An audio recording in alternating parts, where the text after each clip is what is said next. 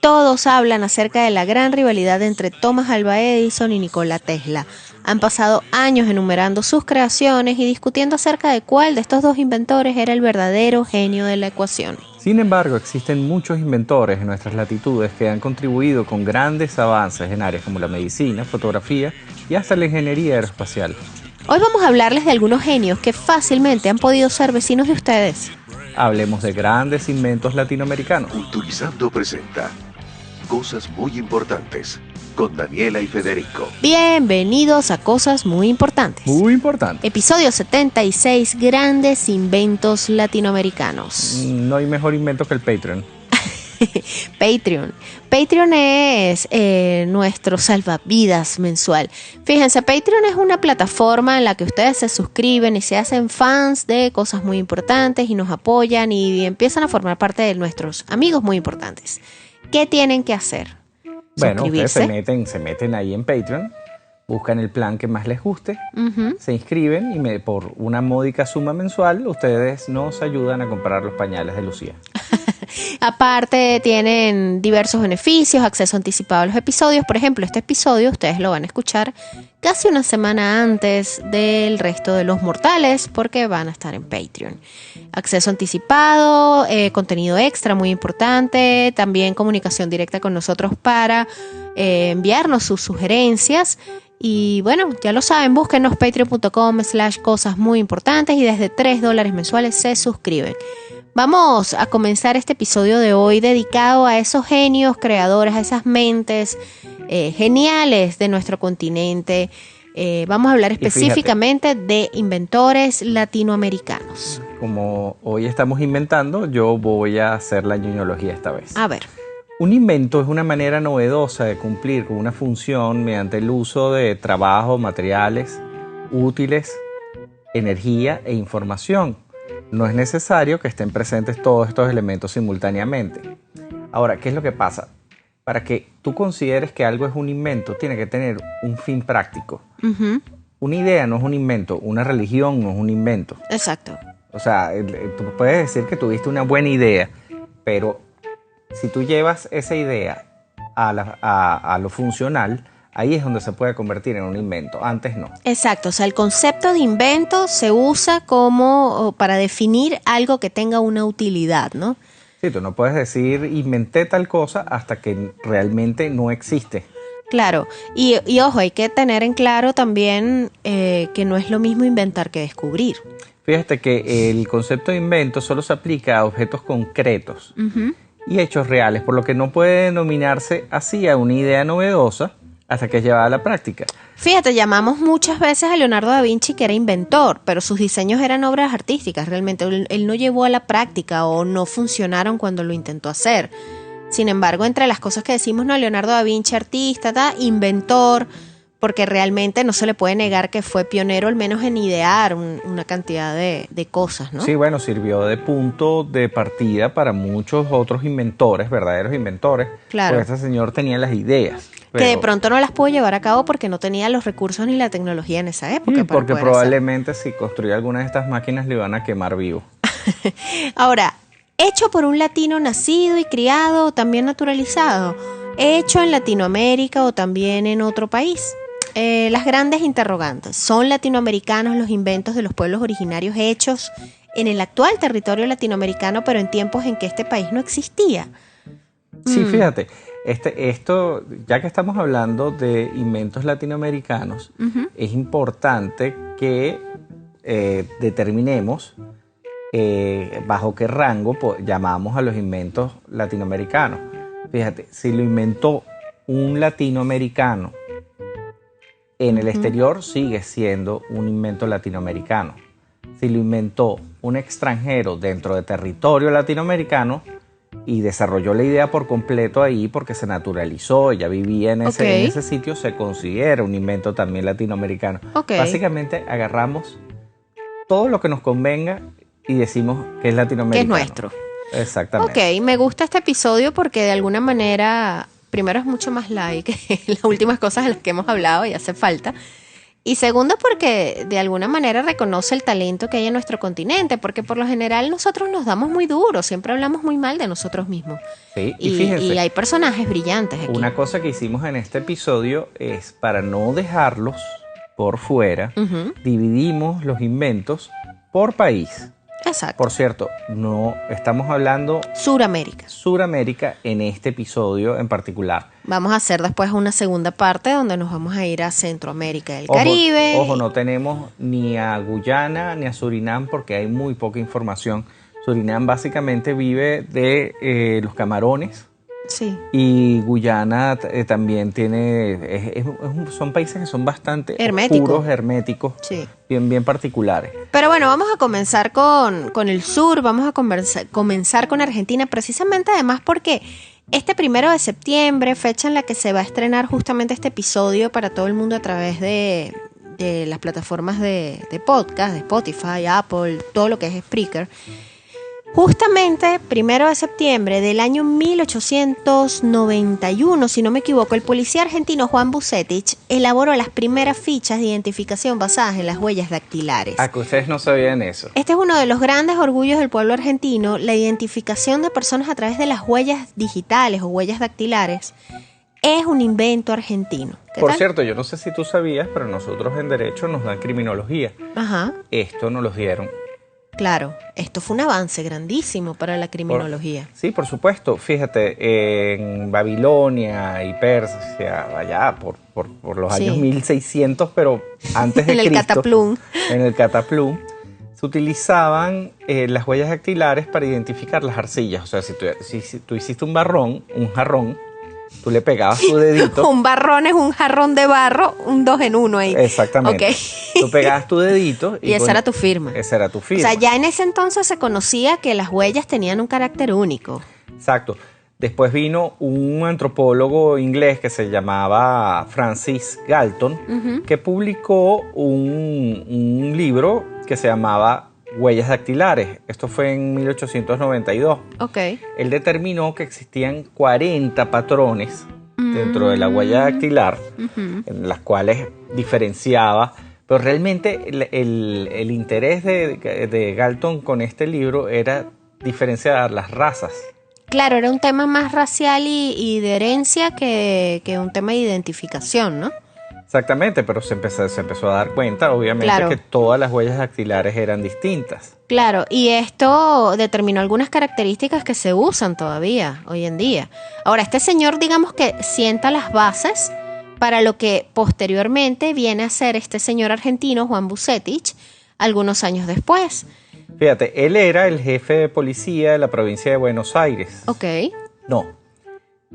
De hecho, ¿Quién era Juan Bucetich? El jefe de la policía le encomendó a este señor Bucetich algún mecanismo confiable para diferenciar, para detectar a las personas. Pero Bucetich sí era policía, lo que pasa es que él no era el jefe, pero él era policía y en el departamento donde él estaba trabajando, él estaba a cargo del Departamento de Identificación Antropométrica. Él logra convencer a sus superiores para establecer este sistema que él ya estaba ideando. Exacto.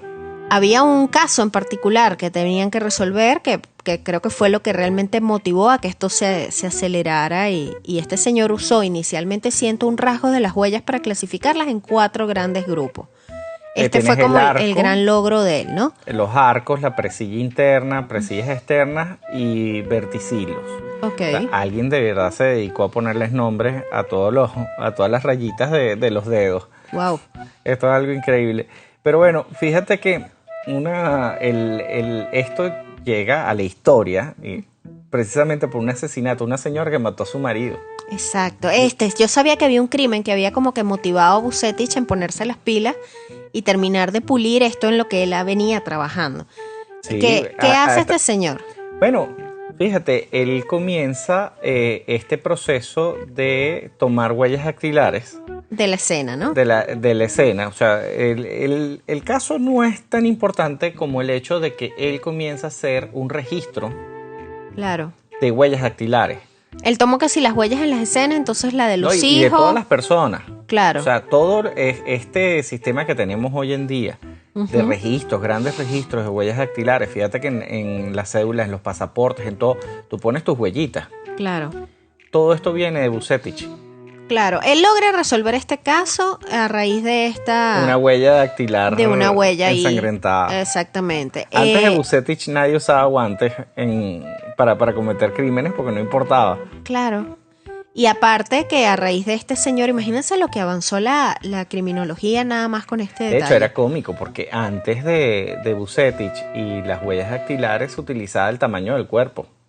Exacto, la identificación era como una cosa corporal súper aparatosa, ¿no? Sí. ¿Cómo era? Era grande y gordo. Y gordo. Fíjense, Ahora, la identificación de huellas dactilares todavía se basa en estos 4 rasgos fundamentales que estableció Vucetich. Así de importante fue este invento. Esto sí se puede decir que es un invento, porque él estableció un sistema de clasificación de huellas a través de unas fichas. Y que todavía se usa. Ahora, pero más loco es el siguiente invento argentino, A ver. que es el bolígrafo. ¿Qué Los tal? bolígrafos Bic. Imagínate tú, eso es un invento argentino. Mira, esto fue inventado por un señor que se llamaba Laszlo Joseph Viró, castellanizado como Ladislao José Viró. Claro. Él nació en Budapest en 1899, era hijo de un dentista judío y una cristiana. Se dice que trabajó como mecánico dental, estudió medicina, ingeniería, fue escultor, pintor, corredor de automóviles, hipnotizador, periodista. Hipnotizador, me encanta esa profesión. Registró 32 inventos, entre los cuales se cuenta un lavarropa, una transmisión automática para automóviles que fue comprada por la General Motors, sí. artefactos micromecánicos, un sistema de levitación magnética para trenes, el napalm, la resina fenólica y un método para la separación de isótopos. Básicamente era un genio.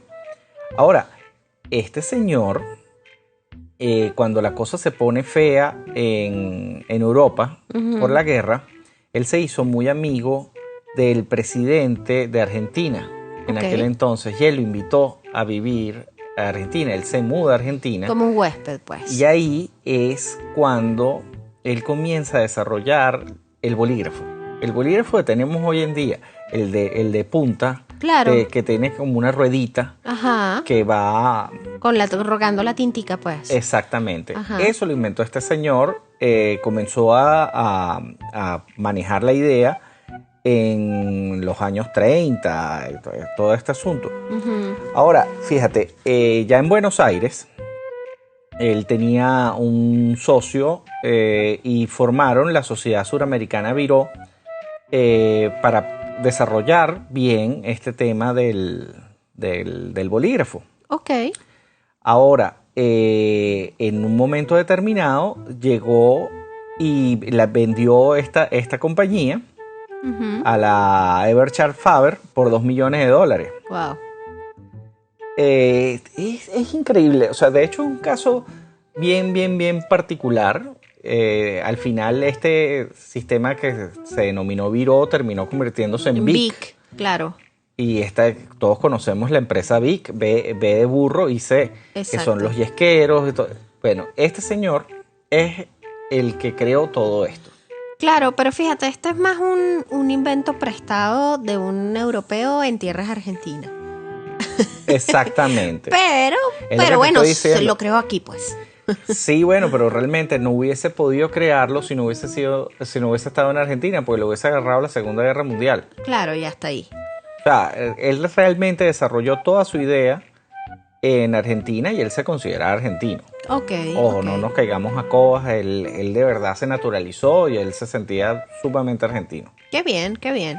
Ahora vámonos a otro país que además a mí me encanta su gente, en particular el contacto que he tenido con ellos a través de Culturizando. Es fascinante porque ellos son personas que quieren mucho su país, son muy Son muy nacionalistas. callados, ellos no andan haciendo alaraca. No, pero tienen un nacionalismo muy genuino. Ellos Es realmente sano, están es muy lo que se orgullosos de su denomina- país. Lo que se denomina un nacionalismo sano, Paraguay. porque no se basa en poner a los demás países No, por debajo de ellos, No, sino simplemente defender su país. exaltar su país y sus virtudes y sus bondades. Estamos hablando de Paraguay Y Paraguay también está en esta lista de inventos. Ahora, ¿por qué? ¿Qué nació en Paraguay? A ver. Esto es increíble. Mira, una de las cosas que se inventó en Paraguay o inventado por un paraguayo es el portón automático. La reja eléctrica. Sí, pero que funciona de manera automática. Que Ok. tú, cuando pasas se abre. Ah, imagínate, ok. Fíjate, este fue un señor que se llamaba Rafael Fuller Caballero. Ujú. Él desde chiquitito estaba muy atraído hacia todo lo que tenía que ver con la ciencia y la tecnología y todo esto. Ok. En 1913 fue becado por el gobierno de Estados Unidos y estudió ingeniería electrónica en la Universidad de Cambridge. Nada más, imagínate O tú. sea, no era No era para una nada un tontería, tonto. pues. Ujú. Uno de los primeros inventos de este señor Fuller se basaban en las ondas hertzianas, o sea, eran experimentos de telemecánica, Ok. básicamente juguetes a control remoto. Él creó como un barquito a control remoto, Ok. pero estamos hablando en los años 20. Claro, imagínate. De hecho, causó mucha sensación el barquito a control remoto y todo esto. Él se radica posteriormente en Uruguay, ¿verdad? En Él se va Uruguay, sí, para Montevideo. Sí, aquí podemos tener una pelea entre Uruguay y Paraguay. Claro. No queremos causar conflicto, queremos sentirnos orgullosos por igual. Entonces, él comenzó a trabajar con lo que es la inducción eléctrica Ok.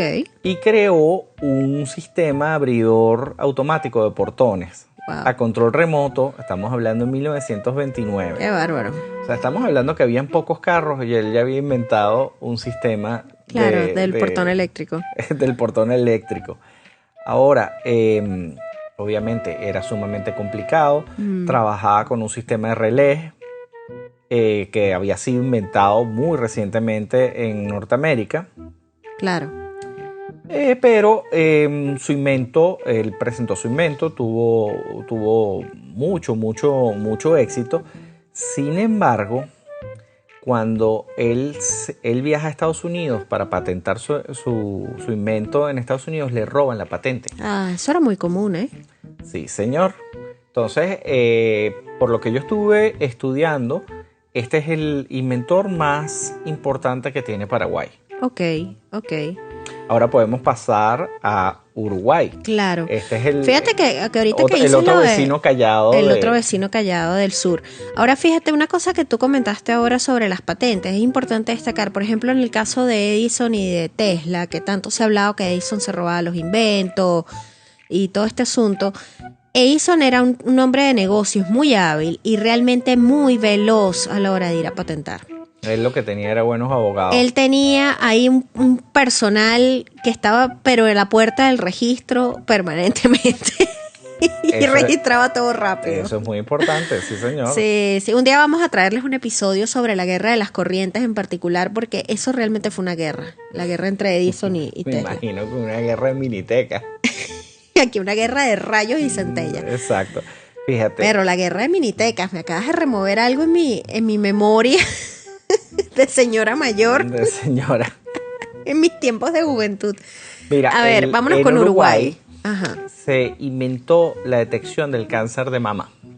Imagínate tú, qué importante, la mamografía. La mamografía, una Wow. técnica gracias a la cual hoy en día se puede detectar el cáncer de mama y otras anomalías, es fruto de una cadena de descubrimientos que parten desde 1895 con el alemán Wilhelm Conrad Röntgen, que descubrió cómo hacer El de que los rayos X, claro. atraviesen objetos, Ajá. hasta 1965 con el francés Charles Gros en Estrasburgo, que creó el primer prototipo de un instrumento dedicado a la mamografía llamado el GCR Xenograph. Ok. Lo que muy poca gente no sabe es que un uruguayo fue pieza clave para el desarrollo de esta tecnología. En 1949, Raúl Leborgne. Él trabajaba Leborgne. en Le Borgne. Ujú, Él trabajaba en un hospital en el Pereira Rosell de Montevideo. ujú. ¿Qué hizo este señor? Propuso la comprensión de la La mama. compresión. Ajá. Tú sabes que... Claro, que la aprietan. Ajá. La mamografía, de hecho, es un examen muy importante, pero bastante incómodo, y es que te aprietan, pues. Y esta fue la manera de captar la imagen de mejor calidad y aumentaba la superficie del seno y el tejido pues se hacía más delgado. Esta técnica de comprensión mamaria es la que ha permitido distinguir entre masa cancerosa y masa benigna. Así de importante fue el invento de Le Borgne imagínense ustedes la salud principalmente de las mujeres. Sí, bueno, también tú sabes que Peter Criss, el baterista de Kiss, sufrió de cáncer de mama. Claro, es que por eso dije principalmente de las mujeres, porque ojo, hay obviamente en menor medida, pero existe el cáncer de mama masculino. Exacto. Ahora, el siguiente invento uruguayo, fíjate, esto contradice un poco lo que hablamos anteriormente, porque es un teorema. Es el teorema de Macera. Era un teorema matemático que se consideraba que no podía ser resuelto. Y este señor lo resolvió. Exactamente. Wow. El matemático uruguayo José Luis Macera es conocido mundialmente por haber sido el primero en demostrar el teorema de Lyapunov en 1948. Y obviamente le pusieron su nombre, por supuesto. Le pusieron su nombre. Porque tú, o sea, yo creo que hay como una ley tácita de que si tú demuestras un teorema o descubres una estrella, eso inmediatamente tiene tu nombre. Sí, entre los 40 y los 50, montones de ¿cómo se llama?, de científicos soviéticos, y principalmente los matemáticos, estuvieron tratando de solucionar esto. Y fue al final un uruguayo el que resolvió el asunto. Me encanta. Fíjate, y es bien curioso, tuvo una vida. Este señor, de hecho, estuvo preso, ¿sabes? Sí, estuvo 9 años preso. Durante la dictadura militar por su ideología política. Él se convirtió en un importante referente de la cultura, la ciencia y la democracia en su país. Fíjense, durante un homenaje que le realizaron en la Asamblea General, el senador Marcos Carámbula declaró que sus pares lo consideraban por calidad de su trabajo original, por su influencia en sucesivas generaciones, por su amplitud de miras, el matemático de mayor jerarquía en el Uruguay. Así que ya lo saben, esta es una de esas figuras importantes de las que se tiene que hablar un poco más. Macera tiene su propio teorema, el teorema de Macera, José Luis Macera. Sí, ahora el siguiente... También uruguayo, ¿verdad? Sí, es una compañía que se llama Genexus. Ajá. Tengo entendido que es muy conocida entre los informáticos y los tecnólogos. Okay. Yo no tengo la más mínima idea porque la mayor tecnología que yo utilizo es mi computadora y con el Word. Dios, qué confesión tan honesta. Sí, señor. Pero al parecer fueron 2 uruguayos, Brogan Gonda y Nicolás Jodal, que crearon era como un sistema como el Profit, que se utiliza para contabilidad. Ok. Tengo entendido que está entre los primeros sistemas que se crearon para esto. Ok. No me hagas mucho caso, no sé mucho a mí tampoco me preguntes porque yo, al igual que tú, en lo que más me muevo ni siquiera es Word, es Excel. Pero son considerados una de las mayores celebridades informáticas de Iberoamérica, estos 2 señores. Si alguien sabe un poquito más de Genexus y de esto, los invitamos a que nos escriban, porque no sabemos mucho, pero nos interesaría aprender un poco más. Exactamente. El hecho es que esto es un invento uruguayo y es el primer desarrollador automatizado de programas informáticos. Esto nace en 1984. Eso no me dice a mí absolutamente nada, pero bueno, es considerado como uno de los grandes inventos uruguayos. Vámonos con Chile. Chile tiene varios inventos en esta lista también. Elegimos 2 en particular para este episodio. Uno es la vacuna contra la hepatitis B, imagínense qué importante. Este fue un invento creado por el bioquímico chileno Pablo Valenzuela en 1986. Él crea la vacuna con el propósito de mejorar la opción que había hasta el momento, que consistía en ese entonces en una vacuna creada con antígenos de pacientes infectados con el virus.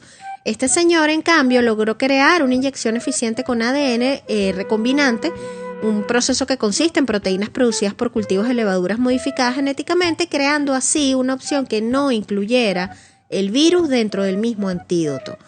un avance realmente importante dentro de lo que es la ciencia y el tema de las vacunas y todo lo que hablan de la inoculación y todo este tema, ¿no? Y yo no sé, bueno, el siguiente, yo no sé si ustedes saben, pero en el desierto de Atacama está uno de los mejores observatorios Sí, del mundo. sí. Y precisamente fue en este observatorio donde una chilena de apenas 25 años descubrió el planeta, lo que se denomina el planeta gigante. Es un planeta que tiene 3 veces el tamaño de Júpiter. Wow. Esto es increíble. Esta señorita, allá mismo en Chile, fue la que descubrió este planeta. Sí, de hecho su trabajo está publicado en la revista de la Real Sociedad Astronómica de Londres. De hecho, toda esta zona chilena, este telescopio gigante, estos observatorios tienen una actividad bastante interesante en todo lo que es la investigación y los descubrimientos. Hay muy poca luz artificial alrededor. Es una belleza. Ujú. Para allá es a donde quiere ir nuestro hijo mayor en algún momento. Seguramente lo logrará. Tan lindo. A ver, vámonos con Perú. Sí, pero no. ¿Sabes que no nosotros es nada podríamos, más nosotros estamos muy light en este episodio porque podríamos generar conflictos y hacer preguntas bien terribles como ¿de ¿Qui- quién es el pisco? ¿De quién es el pisco? No, pero o sea, tú tienes que sentar a un chileno, un peruano, pones un puñal y una botella de pisco. Y le dice, a ver, ¿quién inventó esto? Ay, y se arma, ¿eh? Se arma. Eso es como el tema de la arepa con nosotros con los colombianos. Que Exactamente. definitivamente los colombianos siguen insistiendo que que eso lo inventaron ellos y no es verdad. Pero bueno, No, y lo es que da mismo. risa porque al final ellos no tienen ni idea de cómo comer arepa. Y así es como este episodio deja de ser amigable. Ok, vamos con Perú. ¿Qué inventaron en Perú? En Perú hay unos inventos que a mí me parecen geniales. Hay uno en particular que yo voy a esperar el momento para decirlo. Pero vamos, comienza tu capo. Eso te lo voy a dejar Dale, a por ti. favor, déjamelo a mí. Comienza tú.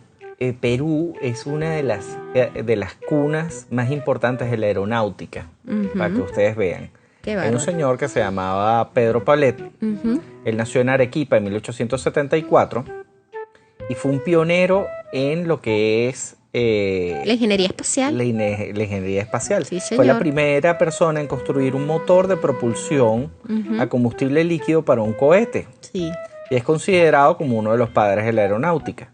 Este señor era un genio. Él comenzó a los 19 años cuando recibió una beca del gobierno para estudiar ingeniería en la Sorbona en París. Se dice que se inspiró en la manera en que se desplazaban los calamares en el agua para diseñar su sistema de propulsión a chorro. Este se utiliza hoy en día en los cohetes actuales. Exactamente, en su honor, el 2 de julio se festeja el Día Nacional de la Aeronáutica en Perú. Exacto, Ahora, esa es la fecha de su nacimiento. fíjense, más o menos durante este tiempo, un señor llamado Pedro Ruiz Gallo, nacido en 1838, En paralelo, ¿no? Sí, en paralelo a Pauret, es considerado como uno de los grandes precursores, otro de los grandes precursores de la aeronáutica moderna. ¿Qué hizo él? Él construyó una máquina voladora movida por propulsión mecánica que permitía al hombre conquistar los cielos. Ese era como su eslogan. Exactamente. Ahora, además, el creador y constructor del Gran Reloj de Lima, el monumental reloj que tomó 4 años en concluir y que fue tomado como un botín durante la guerra con Chile. Debemos recordar, nosotros aquí en Venezuela nos creemos el hoyo del queque, pero Perú era un virreinato. Sí, señor. O sea, las cosas importantes sucedían en Perú. Sí, es verdad. Aquí era básicamente un lugar... Lo que pasa es que nosotros por ubicación geográfica éramos muy estratégicos, ¿no? Sí, pero básicamente aquí lo que hacían era sacar riquezas. Claro, pero, éramos un puerto. Pero el control político estaba allá abajo en Perú. Sí, es verdad. Ahora me voy a otra cosa nada que ver y de pronto para muchos no es importante, pero para mí sí lo es. Y es el punk. Ah, que no sabían que el punk se inventó en Perú. Sí, señor. El punk no lo inventaron, mira, ni los Ramones, ni Sex Pistols. No, señor. El punk es mucho más viejo. El punk empezó en Perú. Y de hecho lo dice el recientemente publicado Diccionario del Punk y Hardcore en España y Latinoamérica. La variante del punk no se inicia en los 70 en Londres ni en Nueva York, sino en Perú, específicamente en el distrito limeño de Lince. Y la banda precursora que lanzó este movimiento realmente son los Sádicos. Los Sádicos vienen de los sádicos. Exacto. Y ellos lo que hicieron fue... O también de escribir psycho, el psycho de inglés, pero en español se escribe literal así, S-A-I-C-O-S, Sádicos. De hecho, ustedes tienen que buscar esto porque realmente estos señores... Demoler. Estos señores, mucho antes de los Sex Pistols, ellos están más cerca de los 60s. De hecho, son antes de Iggy Pop. Están junto con Iggy Pop. Es increíble. Lo loco es que no hubiese una influencia que viniera desde afuera y ya estos señores estaban haciendo música punk. ¿En español? En español, completamente en español. Ellos no tenían ni idea de lo que estaban haciendo. Su tema más popular, Demolición, parece una manifestación de rebeldía juvenil bastante anticipada para la época. Las grandes protestas estudiantiles en varios países fueron en finales de los 60, en 1968. Realmente este tema no pretendía enviar ningún mensaje relacionado a esto, pero estaban completamente adelantados, no solo en lo musical, sino en lo que fue el movimiento juvenil, ¿no? Creo que podemos hacer un extra con la historia completa. Vamos a hacer un extra, se lo prometemos para este episodio, para quienes se suscriban a Patreon y a nuestros mecenas que ya están en Patreon van a poder, incluso vamos a poner música de los Sádicos ahí para que puedan escuchar de qué estamos hablando y por qué se dice que los Sádicos de Perú son los creadores del movimiento punk. Bueno, vamos a subir un poquito más en Sudamérica y vamos a Ecuador y vamos a entrar en una paradoja. Esto es muy loco. En Ecuador se inventaron los sombreros Panamá. Ustedes saben los sombreros Panamá, ese sombrero que es como blanco con la cintica negra, ¿no? El sombrero Panamá se creó en Ecuador, imagínense qué confusión. Eso fue creado por un ecuatoriano llamado Manuel Alfaro. Uh-huh. Él hizo creó su sombrero. Ahí y después Ecuador, se mudó a Panamá, hizo una fortuna con el diseño. Claro, entonces se llama sombrero Panamá. Exactamente, en 1904, una de las personas más interesantes de la historia fue fotografiado con un sombrero de Panamá, Theodore Roosevelt. A partir de ahí, olvídate. Claro, eso es lo mejor que te podía pasar, que una celebridad como una persona tan importante como Theodore Roosevelt, fuera fotografiado con tu sombrero. Sí. Me imagino que cuando le preguntaron a él cómo se llama el sombrero, él diría sombrero Panamá. Él no iba a decir sombrero Ecuador, pero el hecho es que él era ecuatoriano. Aquí tenemos otro problema de apropiación, de dónde es el sombrero Panamá. Sí, los ecuatorianos también nos trajeron lo que vino a ser durante los 90 un gran llamado hacia lo que es la violencia doméstica. Uy, muy importante. Y esto fue cuando una ecuatoriana llamada Lorena Bobbitt decidió cortarle el que te conté a su marido. Sí, vale. Hay un documental reciente que vimos. ¿Ese documental está en Prime o está en HBO? No lo recuerdo. El caso se llama Lorena. Búsquenlo. El documental Lorena está en una de estas plataformas de streaming y está muy bueno. Yo no logré que me cayera mal John Bobbitt. No vale, pero a mí tampoco me cayó mal Lorena, ojo. Pero Lorena es rarita. Sí, bueno. Es rarita, ¿sabes? Hay que ser bien particular para atreverse a hacer eso. O sea, porque yo recuerdo muy bien cómo los medios manejaron todo el caso de Lorena Bobbitt. Y hoy día... vean el documental y ustedes después hablamos. Hacen. Sí. Bueno, el caso Bobbitt atrajo la atención mundial sobre todo lo que fue la violencia doméstica. Y eso está muy bien. Si ustedes recuerdan el caso, la justificación de Lorena de haber hecho esto es que ella sufría abusos de parte de su esposo. Pero bueno, violencia contra violencia, al final fue un caso más mediático que cualquier otra cosa, ¿no? Pero sirvió para sentar las bases, ¿no? De poner la discusión sobre la mesa. Después... Otro invento ecuatoriano, a ver. El soporte para hamacas plegable. Muy importante. Bueno, la inventora ecuatoriana Graciela de Cuadros recibió patentes estadounidenses por su soporte de la hamaca plegable. Este diseño se ha extendido por todo el mundo para hacer que el enfriamiento en cualquier lugar sea mucho más fácil, ¿no? ¿Cuál es? Se abre, son como dos bases y pones la hamaca. Se abre, se pliega y queda la hamaca. Para que tú guindes la hamaca en cualquier lado. No, es que no tienes que guindarla. O sea, Pero que- ¿cuál es el chiste? A mí me gusta, yo creo que el chiste de una hamaca es que se guinde, una hamaca, pero es un que chinchorro. queda guindada de sus propios soportes. Ah, ok. ¿Entiendes? No Ya necesitas. entendí. Pues no todo el mundo tiene árboles. Por eso te digo, es para que tengas como una hamaca portátil, pues. Y te voy a decir una cosa: poner una alcayata no es un juego de niños. No, eso es verdad. Si eso Ah. queda mal puesto, es súper frustrante. Mi papá se fracturó 6 costillas Porque se en un cayó una accidente hamaca. morcístico. Claro, ese es un accidente Así, flojo. en eso bueno, no sé tú, pero yo me voy a Es acostar preferible un que rato. digas que estabas escalando. No, él estaba echado en la hamaca y se cayó y se fracturó las costillas. Yo estaba ahí con él. No estaba en la hamaca, pero estaba cerca. Pobrecito. Menos mal que no estabas en la Ese hamaca. carajo sí se quejó. Claro, es que además es un accidente muy tonto. Pero bueno. A ver, vamos con Brasil.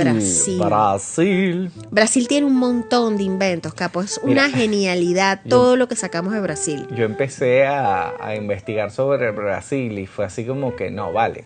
Hay por lo menos, mira, hay un montón, pero nosotros elegimos 10 para este episodio que merecen ser destacados. Ahora, hay Vamos con el primero. muchos inventos brasileños que se los han adjudicado a otras personas en otras latitudes y yo no sé si esto es un tema de nacionalismo, es lo que les estaba diciendo. Fíjate, yo tengo que hacer mi advertencia Ajá. de que no todo lo que estemos diciendo en este episodio sea verdad. Sin embargo, está registrado en estos países. Ellos consideran que ellos inventaron estas cosas. Ok. ¿Ok? Yo no sé si esto es verdad o no. Pero, por ejemplo, en Brasil, La radio. ellos consideran que inventaron la radio. Antes que Marconi. Esto es un señor que se llamaba Roberto Landel de Moura. La que fue- radio se la ha peleado un gentío, ¿viste? que fue un sacerdote católico e inventor brasileño. Ok. Fue pionero en la transmisión de la voz humana inalámbrica, es decir, las emisiones de radio y radiotelefonía. Ok. Incluso antes que Marconi y Fredesen. O sea, estamos hablando que él hizo esto antes de Marconi en 1914, pero bueno, eso dicen ellos. Está Después- la radiografía. La radiografía, los rayos X fueron inventados, según ellos, por un brasileño, no por este Wilhelm Röntgen, el que hacía pruebas con la mujer. Ponía a la mujer y ponte ahí y te toma una radiografía. ¿no? Exactamente. El doctor Manuel de Abreu dice que investigó durante muchos años una forma de radiografiar los órganos del cuerpo humano. Su investigación tuvo éxito en 1936 cuando creó el sistema que le permitía fotografiar mediante 2 placas radiográficas los pulmones. Si oyen ruiditos es que Lucía está aquí. En este episodio sí le invitamos porque como el episodio no es tan feo, pues aquí tenemos a Lulu. Ajá. Esto hizo que el diagnóstico de enfermedades como la tuberculosis fuera hecho mucho más rápido. Yo creo que aquí se refieren a la radiografía como un proceso médico. Claro, como cuando te vas a hacer una tomografía, por El ejemplo. uso médico de la radiografía. Yo creo que Ok. se refieren a esto Ok. y esto. Pero por otro lado tenemos el colador de arroz. El colador de arroz. Hay una ama de casa llamada Teresina Beatriz Alves de Andrade, que cansada de que se le tapara el fregadero cada Claro. vez que lavaba el arroz. Por cierto, Sí. eso es algo que deberíamos Dios te hacer bendiga, más. Teresina. Creó este invento en 1959. Sí, señor. 3 años después, el tendedero se exhibió en ferias y se comercializó masivamente. Y bueno, realmente la vida del hogar cambió gracias a Teresina. Más raro es el siguiente. El Walkman. Supuestamente el Walkman lo inventó un brasileño naturalizado alemán. La familia de Andreas Pavel se mudó a Sao Paulo cuando él tenía solo 6 años y a los 27, en 1972, creó el estéreo portátil al que llamó Stereo Belt. Después de años de luchas legales, el inventor y Sony finalmente llegaron a un acuerdo y la empresa reconoció la autoría de la invención. Así que, señores, el Walkman es un invento de Brasil. ¿Qué tal? Sí, bueno, pero fíjate, esto es más raro todavía. Ellos consideran que ellos inventaron la fotografía. En 1833 se dice que un señor llamado Antoine Hercule Florence, que es un francés que vivió durante muchos años en Brasil, él desarrolló un sistema similar, paralelo al sistema de fotografía que que tuvo auge posteriormente. Ok. Fíjense, no tengo ni idea si esto es verdad. Después de varios experimentos que incluso utilizó orina para corregir las imágenes, él desarrolló una placa de vidrio que trataba químicamente, capturaba la imagen Ok. y después la podía pasar al papel. Ok. Esto al parecer pasó desapercibido durante muchísimas décadas hasta que un historiador llamado Boris Kazoy de la Universidad de Sao Paulo lo reveló en su libro. Él es considerado un descubrimiento aislado. Pero relacionado a todo lo que es el mundo de la fotografía. Exacto, no y tiene es nada propio que de ver. Brasil. Él creó un sistema totalmente distinto de fotografía al que se llevó, el que se hizo famoso, pues, el que se hizo Exacto. común. Ahora, La máquina de escribir. Este también es un invento de Brasil. El padre João Francisco de Acevedo tuvo la idea de adaptar un piano de 24 teclas para poder imprimir letras en papel. Para cambiar la línea era necesario pisar el pedal ubicado en la parte inferior del dispositivo. Inferior. Sin duda, la idea era muy prometedora. Acevedo confió su invento al comerciante George Napoleon, quien dijo que posiblemente le interesaría hacerlo en Estados Unidos. Nunca volvió a saber del vendedor, pero unos años más tarde, Christopher Scholz presentó un modelo casi idéntico en suelo estadounidense. Entonces la empresa Remington compró la idea y bueno, el resto es historia. bueno, Ajá. fíjense lo que te estoy diciendo. Yo creo que los brasileños exageran un poco, pero bueno, ellos también dicen que ellos inventaron el globo aerostático. Este es un invento que se pelea mucha gente. Pasa casi lo mismo que ocurre con el marcapaso, del que les vamos a hablar en un extra muy importante. También consideran que inventaron el cambio automático. Sí, señor, el avión. Pero lo del avión yo también lo había oído. Se dice que fue antes de los hermanos Wright. Lo que pasa es que aquí es relativo. A ti se te puede ocurrir la idea, pero el que la logra ejecutar al final, Sí, lo que pasa ¿sabes? Es es delicado. que el personaje que inventa el avión en Brasil en 1906 es un señor que se llama Alberto Santos Dumont, que no solo inventó, entre comillas, el avión, sino el reloj de pulso, el famoso modelo de Cartier, el Santos, el Lo que hizo todo el este mundo señor. conoce, lleva ese nombre por este señor, Exactamente. Alberto Santos Dumont. Exactamente. Ahora vámonos con Colombia, ya casi para cerrar. Colombia tiene precisamente el dirigible. Esto es muy loco y la historia de este señor yo creo que la podemos hablar en un extra muy importante. Pero fíjate, básicamente este era un cónsul, el cónsul de Hamburgo, si no me equivoco. Alves era Sí, el apellido, si no me equivoco. Sí. Albán, perdón. Albán. Este señor era apellido Albán, Carlos Albán. Carlos Este Albán. señor se hizo muy amigo de Ferdinand von Zeppelin, que sabemos bien que es el al que se le achaca pues el invento del Zeppelin, lleva su mismo nombre, del dirigible. Pero al parecer fue una idea de Carlos Albán. No, Carlos Albán tenía muchos inventos, de hecho tiene dos inventos muy importantes que son el reloj universal y el telescopio triacóptico. De Carlos Albán les vamos a hablar a detalle en un extra muy importante porque merece su propio espacio dedicado. Bueno, el otro invento es el marcapaso. ¿Tú sabes cuántas personas Dicen que inventaron el marcapaso. O sea, yo cuando estaba investigando esto, o sea, prácticamente todo el mundo se achacaba el marcapaso.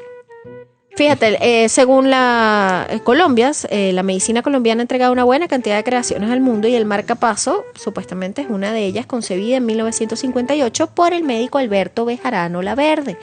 Y junto al trabajo con un ingeniero llamado Jorge Reynolds, Era un marcapaso externo. O sea, exacto, básicamente era era como un una aparato, maquinota, pues, que era un había afuera. aparato de 45 kilos alimentado por una batería de 12 voltios. Sin embargo, eso le salvó la vida a muchísima gente. claro, y sentó las bases, ¿no? de posteriormente. Ahora vámonos con Venezuela ya para cerrar. De Venezuela, ¿qué podemos decir? Mira, uno de los inventos venezolanos más importantes y que podemos decir que ha salvado millones de vidas desde su creación es la vacuna contra la lepra. La lepra.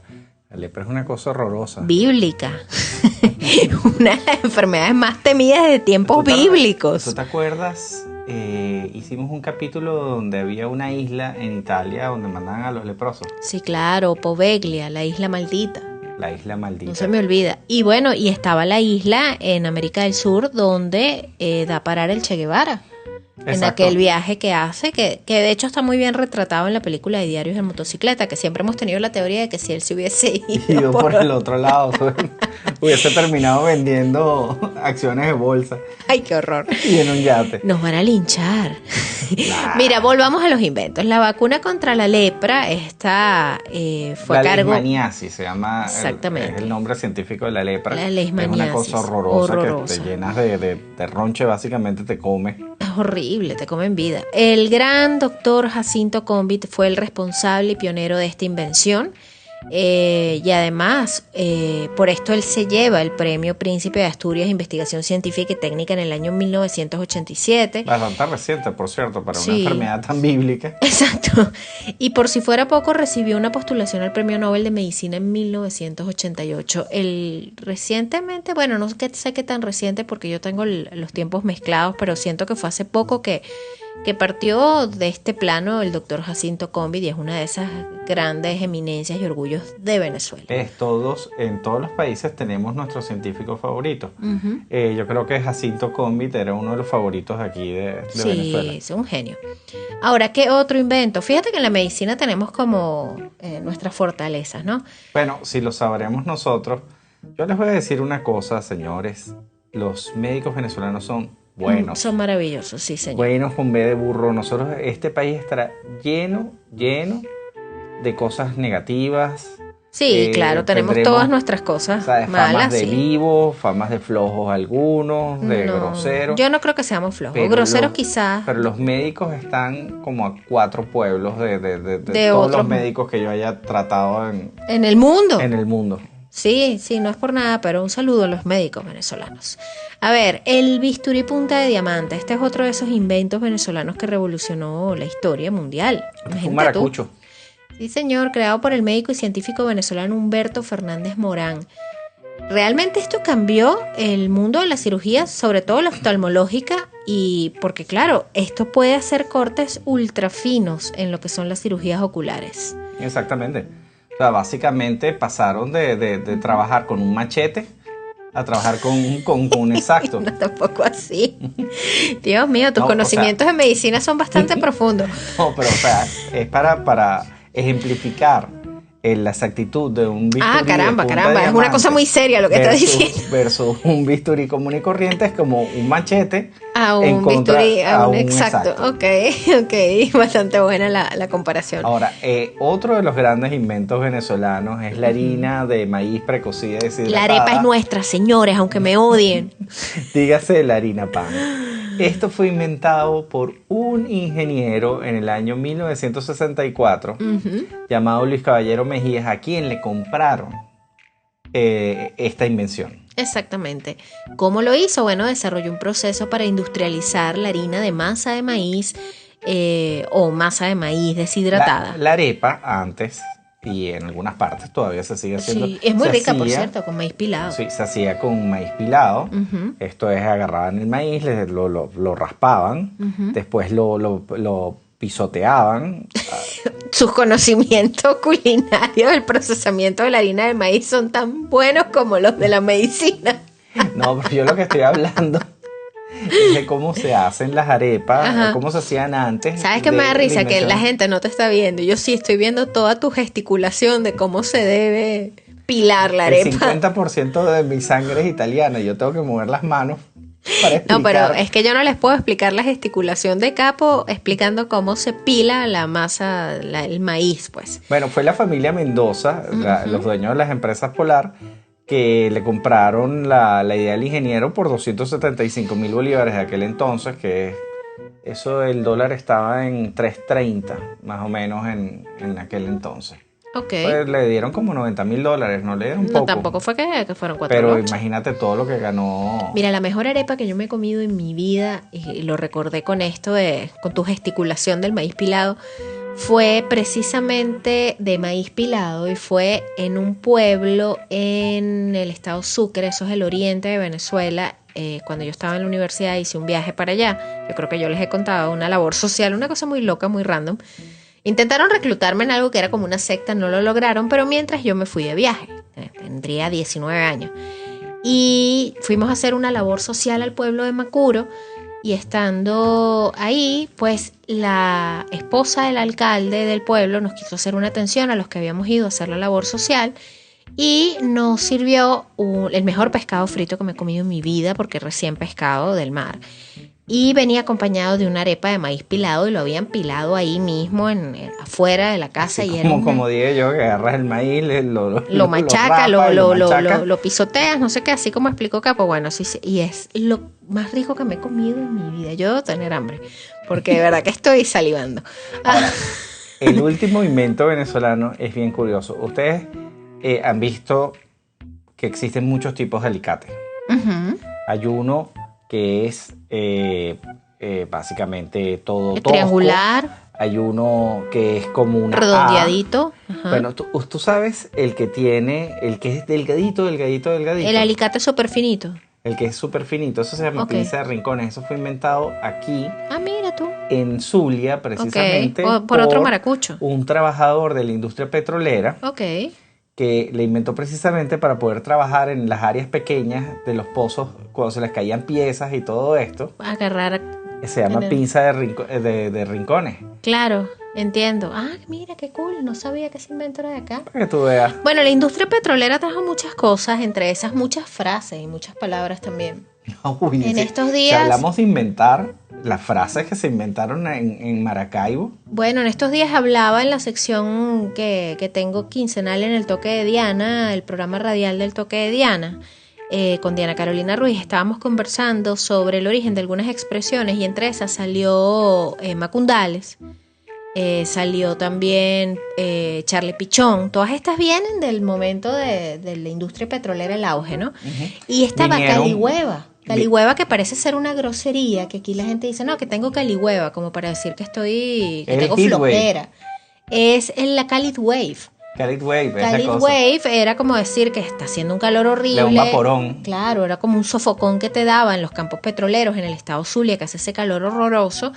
Y los empleados de la industria decían como que no, esta es la Cali Wave que está llegando y nos tiene como atontados. Entonces, la Calihueva, de ahí viene. Yo también pensaba que era una grosería, ¿no? Sí, porque es como fea la palabra, pero no es. Mira, ¿de qué vamos a hablar en los extras muy importantes de este episodio? Dijimos que íbamos a contarles la historia de el invento del Del dirigible. Del dirigible, gracias. Uh-huh. Íbamos a hablar del dirigible y también íbamos a contar la historia a fondo del punk y quiénes eran los saicos. Uh-huh. Cuando dijimos que si nos da el tiempo, punk se inventó en Perú. Podemos hablar un poquito más acerca de el BIC, el bolígrafo. El bolígrafo, por la historia completa es muy interesante. Requiere su propio episodio, su propio extra muy importante. Les recordamos que estos extras muy importantes son contenidos adicionales que ustedes van a poder escuchar en nuestro Patreon. Estos solos están disponibles en Patreon. Nuestros mecenas van a recibir esto hoy. Hoy es domingo. Hoy es domingo, que lo estamos grabando. Uh-huh. Y la gente común y corriente. Los mortales, las uvas. Las uvas lo van a estar recibiendo el jueves. El jueves 1 de septiembre, mientras que los tomates, nuestros queridos tomates, lo van a poder tener con unos 5 días de Injusto. anticipación. Tal vez, pero vivimos en una sociedad así que se mueve por el dinero. Qué horrible. No, pero bueno, gracias a nuestros mecenas que suman 19 mecenas en este momento: Rafa, Matías, Aurora, Lizzy, Rosangeli, Félix, Astrid, Sofía, Canopander, Belinda, Adrián, Aaron, Álvaro, Chipón Linero. Que por cierto, Aaron y yo tuvimos una conversación en estos días en Instagram precisamente hablando de la arepa y me dijo que a él le gustaban las arepas reina pepiada, pero aunque su comida favorita venezolana era el tequeño. Él está en Atlanta, él es mexicano, mira que me acuerdo, Aaron, y comentó que la comida mexicana donde él está no es muy buena, pero la venezolana sí, y ha probado bastantes platos de nuestra gastronomía. Y sí, Aaron, la arepa es venezolana, aunque me odien. A ver, Juan Carlos, y si Andrea. No es venezolana, nosotros somos los que sabemos hacer nosotros las hacemos mejor. Chipón Linero, Juan Carlos, Andrea, Yamila, Yarima, Juan Manuel, ese gato, Norma, Vincho, Adriana. Y tenemos una nueva mecenas que es Daniela, una tocaya. Bienvenida, Daniela, y gracias por sumarte a nuestro selecto grupo de amigos muy importantes y vas a poder disfrutar de este episodio con antelación y además de todos los 36 extras que ya hay publicados en Patreon. Nuestras redes sociales, Carlos. Son @cosas muy importantes en Instagram, @podcastmi en Twitter, y nuestra página es www.cosasmuyimportantes.com. Ahí van a poder encontrar todos los artículos que respaldan este gamelote del que hablamos semanalmente, y aparte en la misma página web pueden escuchar los episodios. Están todos los episodios, ahí hay un reproductor y van a poder escucharlos. Al igual que en culturizando.com consiguen nuestros artículos, y también tenemos un espacio ahí que es culturizando.com/cosas muy importantes.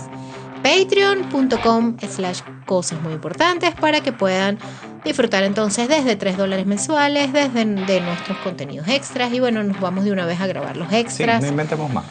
Porque esto está quedando muy bien, lo podemos echar a perder, los niños se pueden despertar, puede haber un caos, los perros llorar, así que mejor nos despedimos. Chao. Chao. Culturizando presentó Cosas muy importantes con Daniela y Federico.